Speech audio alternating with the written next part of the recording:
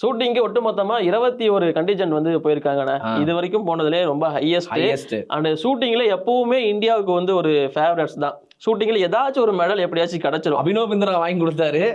அபினவ் பிந்திராவிலே இருக்காதீங்க. அதுக்கப்புறம் யார் வாங்கி கொடுத்தா மெடல்? கோல்டு யார் வாங்கி கொடுத்தான்னு சொல்லு. கோல்டு யார் வாங்கலடா? சரி, ஓகே.